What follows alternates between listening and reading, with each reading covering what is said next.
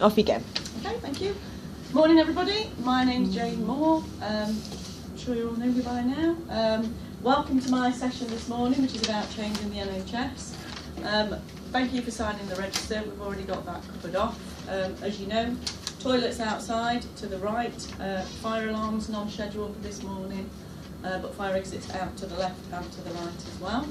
So if the fire alarm does go off, we will need to evacuate. So just welcome to the session this morning. Just a little bit about me. I've been in the NHS for 31 years. Yes, I know I don't look old enough, but here I still am. Started off life in finance and procurement. Spent a lot of my career in finance and procurement. And then had lots of ideas about how the NHS and how our services from Kingsmore Hospital could be delivered very differently. So took a career change into service improvement, which was amazing. And I got to work with some amazing external consultants who trained me in service improvement tools and techniques, and went out and kind of made services better, really, in our hospitals. So that was fantastic. I'm really passionate about the NHS, and when I joined when I was 18, the main thing I wanted to do was make a difference to patients. And that passion has stayed with me throughout my career, and although I've been in a corporate role, part of what I've done is to train people and to teach people how they can make a difference to patients. So that remains at the heart of everything I do, and all my actions that I take within my job roles. And very recently I've become part of the training and development team, and again it is to help teach and educate people how they can actually make a difference to patients, and how they can do their best for people and for their colleagues and staff. So that's just a bit about kind of the passion I've got behind kind of doing this presentation today. So what's the aim of what I'm going to talk to you about? Really, it's about providing you with some knowledge and understanding about why the NHS constantly needs to change and why it needs to continue to change if it's going to survive, basically. What are the objectives? I'm hoping that after this session you'll have an understanding about why the NHS needs to change and improve, and some of the specific reasons as to why it needs to change as well. And also to learn some key aspects of the NHS 5-year forward view. Has anybody heard of the NHS 5-year forward view? Okay, thank you. And that kind of just sets out the way in which the NHS is going to be sustained and transformed over the next 5 years. We're already 2 years into the NHS 5-year forward view, so you know, we've got 2 years left in terms of how we're going to meet some of those challenges. So before we start getting into the kind of nitty-gritty, I've got a bit of an icebreaker for you. We've all been sat down quite a bit this morning, so what I'd like to do is to get 2 groups, please, and if we just take Tracy, Wayne and Andrew over to that side, and you guys over to that side. I'll put a bit of a flip chart on the wall for you, some white pens on your tables. If you could just get up and gather round the flip chart paper for me, that would be great. Before we start, there is a prize. There is a packet of mini eggs. Oh. Okay, so there is a prize. There is a reason that there's a prize, and I'll tell you why there's a prize later on. But what I'd like you to do, if you're all up and ready and in your groups, tally ho, Jason. What I'd like you to do is you have 1 minute to think of as many different and wild ways of getting to work as possible, and just write them on the flip chart paper. So if we start, just 5 seconds, 4, 3, 2, 1, off you go. 1 minute, as many ways as you can to get to work. Be as creative as you like. It's good.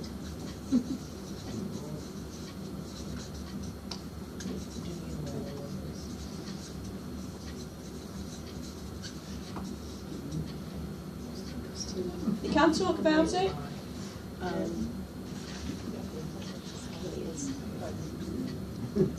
Kids.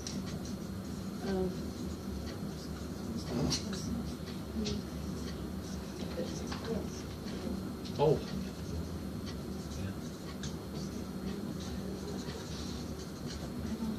15 seconds left.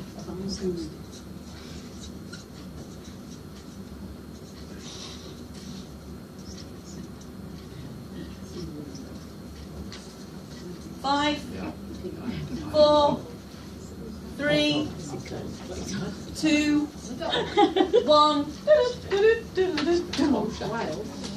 Okay, thank you very much. Right, can you just count them up? How many have you got? And write the number on your piece of paper. That will be Ace, thank you. Okay, so can somebody tell me what the scores on the doors are? You can take your seats again there, guys, thank you. Ooh. Defeat, yes. Defeated again. So Wayne, you guys, how many did you get? 18. 18? 17, right. Would you like to tell me some of what you've got on your list, please? Spain soccer, roller skate, flying, skateboard, pogo stick, skiing, segway, hop, skip and jump, running, walking, parachute.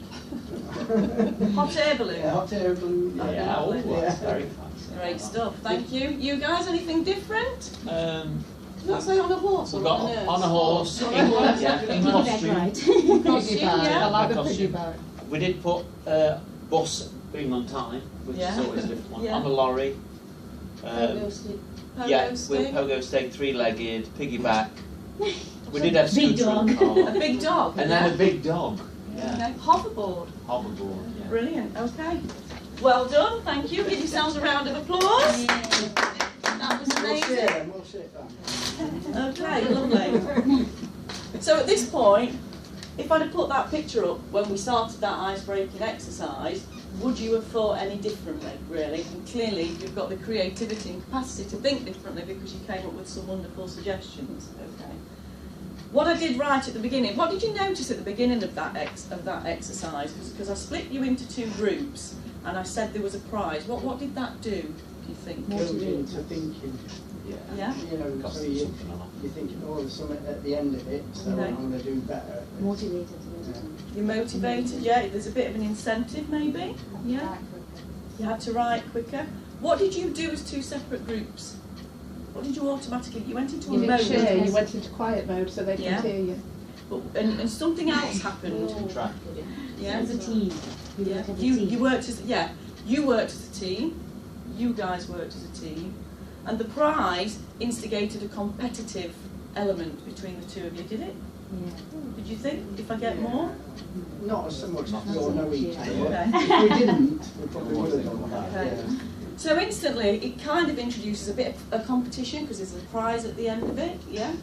So if you think about that in terms of the NHS, the prize for NHS organisations and teams within the NHS is actually chasing income.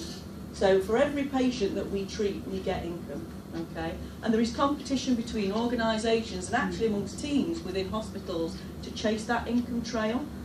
And in terms of thinking differently, and one of the things I'd like you to go away and think about today, is in terms of thinking differently about the NHS, think of the power if you two groups had come together and collaborated, because you would probably have, what's 18 and 17, 30 odd different suggestions coming together, and you'd have got there in actually shorter space of time. If you think about the impact of that on our patient outcomes, if we came together as one big NHS and we started to break down some of those barriers between care, it would be quite impactful. Okay. So if you think about that as we go through the session this morning, that would be really helpful. Okay, lovely. So, just building on what we've just said then, in terms of the NHS and kind of the need for change, we can no longer afford to stay the same. It's not an option for the NHS anymore. The facts are there, they speak for themselves. We treat 1 million people across the NHS, and these figures will have increased because demanding is increasing all the time. But 1 million people every 36 hours in the NHS, that is staggering if you actually stop and think about it. Between 1990 and 2010, life expectancy increased by 4.2 years. So we are treating an older population, and we are treating a population that has multiple long-term conditions. The NHS, when it was created in 1948, was never created to deal with that kind of pressure and those kind of conditions. It was actually dealing with points of illness and injury in terms of single cases. So that again is quite staggering and not what we were designed to do. When we think that 25%, that's 15 million of our population, now have a long-term condition, and those people actually account for 70% of our total hospital bed days. Again, it's staggering. We are facing unprecedented demand that we've never faced before, and we're actually struggling to find a solution to that. Again, hospital treatment for over 75 has increased by 65% over the last 10 years. Okay, and I'm sure all of us know or have a loved one, and I do. You know, my mum's currently a dementia sufferer, and the struggles that go with that are extremely difficult for carers, for families, and for healthcare treatment. So, you know, some of us face some real challenges in dealing with those issues. 800,000 people, and that's rising every day, now live with dementia. And again, that's expected to rise over 1 million, or probably over 1.5 million by 2021. And, you know, current forecasts actually show us now that if we continue with the current models of care across the NHS, we will have a funding gap of £30 billion up to 2020 and 2021. They are staggering kind of challenges that the NHS faces, and everybody has a role to play in terms of thinking differently about how we're going to deliver patient care in the future. Okay. So staying the same, as you can see, is just not an option for the NHS any longer. So another activity that I'd just like you to have a go at, and there's some post-it notes here, and I think you've all got a pen. Just individually, again, if you can take a minute, please, just to think quietly to yourselves and write down one idea per post-it note. What are the reasons you think the NHS has to change? Why do you think the NHS has to change? So what are your own thoughts about that? If you just take 1 minute to think that through, and then we're going to get into groups, and you're going to spend 4 or 5 minutes just talking about that, and again, flip charting that up for me. So again, if you want to start now, just 1 minute of your own thoughts, and put one idea per post-it note.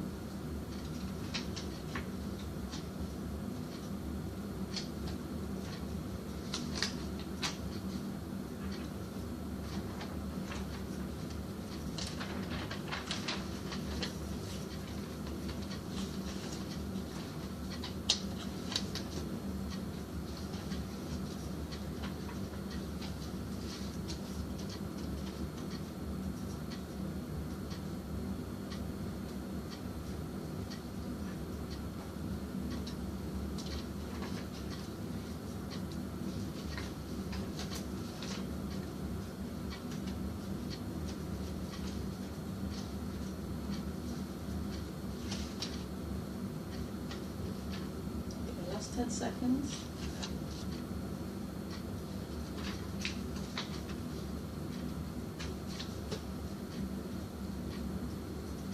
Okay, thank you. Everybody got something? Okay, brilliant. So, just amongst your groups, if you could kind of pop those suggestions or thoughts onto the flip chart paper. Tracy, you might just have to move around for this activity if that's okay. Thank you. And again, just have a bit of a chat amongst your teams or in your little groups, and just talk about some of those reasons and kind of identify what your reasoning is, how you got to those thoughts. Yes.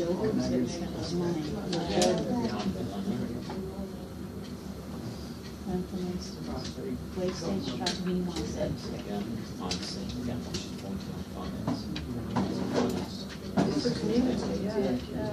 Said strictly comes to what sort of patients you treat. I don't mind giving the patient bed to sometimes it looks like you deserve it rather than getting drunk and then I take something. Yeah.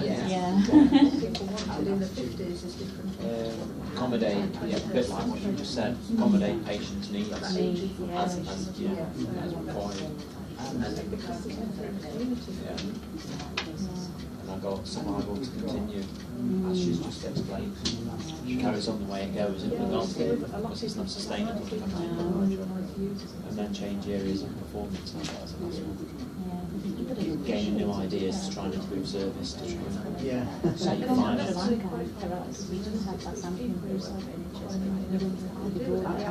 all the healthcare is private. Yeah. And it's like a business. We go in with the cost. Doctor will try to keep it in the hospital because he has shares in the hospital, so his money out of it. People in this country don't appreciate it. it's so good, they don't realise how good it is until they have to The start thing is, paying like, for it when you properly. do cardiology clinics, they miss appointments. Half an hour slot is just wasted. We just cancel it, and there's a reason for us. We pay for it.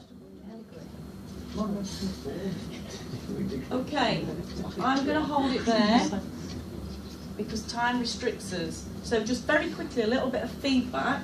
Can you just tell me what's on your lists? Just two from each table. We've got costs. Well, I think we've all thought about money. We've also put a big thing about, we've basically done about qualified staff. You know, other ways of having more help without somebody spending 3 years of their life being taught to be a nurse. Yeah.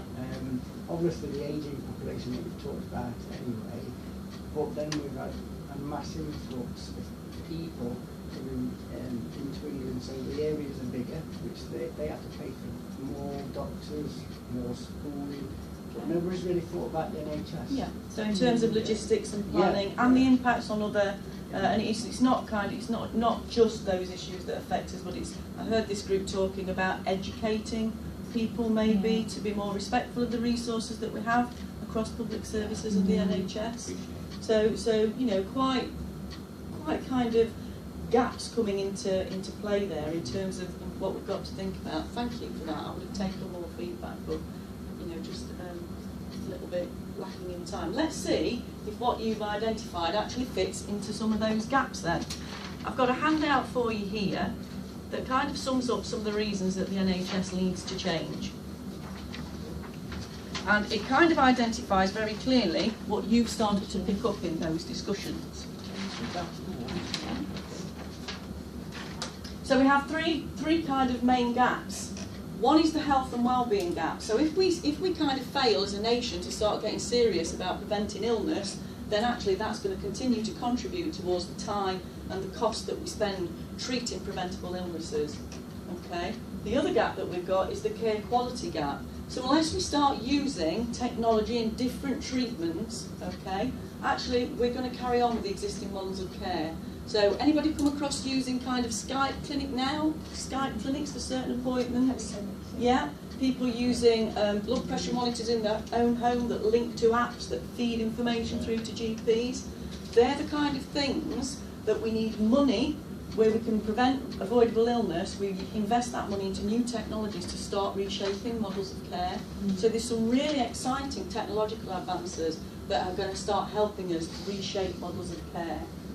The other gap that we have, and you both put, I think, time, cost, the funding and efficiency gap.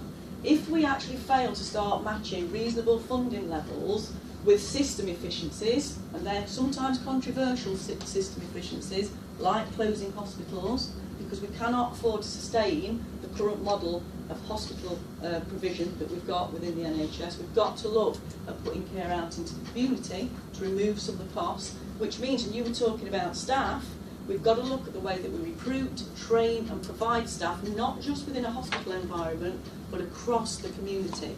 So while we're training a nurse to work in a hospital, we should be thinking, actually that should be a nurse trained to work across boundaries, so that we remove boundaries that kind of are artificial really. There should be no boundaries between hospitals, GPs, community care. We need to think more generically about the ways in which we provide services. Okay, and we're just starting to do that now. So there are three very distinct gaps.